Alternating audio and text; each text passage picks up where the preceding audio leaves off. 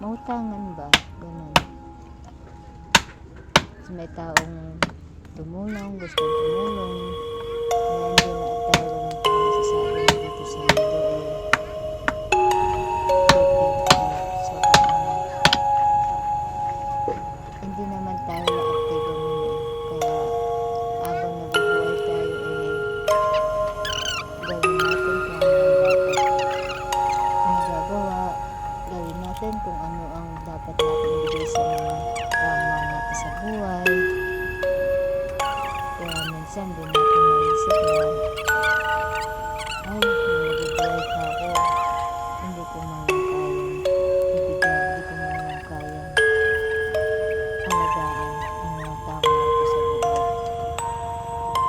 Kaya siguro yun yung araw o yun yung pinag-iinayan mo sa sarili mo.